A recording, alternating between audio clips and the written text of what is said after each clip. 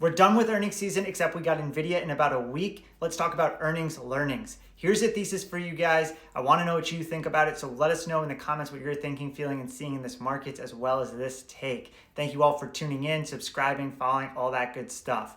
Okay, the volatility in markets last week and this week kicked off because of two key big tech earnings reports. The first, Meta. The tax implication was one thing, but it was really about the CapEx number. Wall Street has generally been rewarding aggressive CapEx, but with Meta, we saw investors pull back given three factors. Number one, they hit a critical point where the CapEx growth rate is outpacing the revenue growth rate.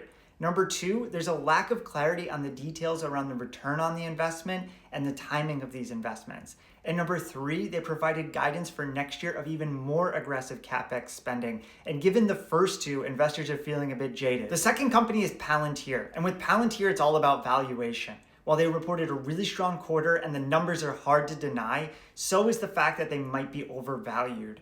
In 2025, they're expecting revenue to be a little over $4 billion, and the market cap today is around $450 billion. Despite the earnings beat, the incredible growth, and all of the hype from their CEO, Alex Karp, investors ended up taking a little bit off the table, which sent a signal across the AI ecosystem. I've been thinking a lot about Meta, and I've seen a lot of don't bet against the Zuck takes online, which I tend to agree with. Have full faith that he will do the right thing at the right time, but don't forget about how far down he ran the business on the back of the metaverse idea in 2022. We're talking about a downward spiral to around $90 a share that took around a year and a half to fully recover from. On Palantir, to be honest, I don't really want to like this company, but every time I look at the numbers, it's really impressive. The point is here that we saw two really hot AI-based stocks pull back a little bit, sending a signal across the market, which isn't necessarily a bad thing to have a bit of a slowdown here. Why? Because we want sustainable long-term growth as investors, not bubbles and crashes.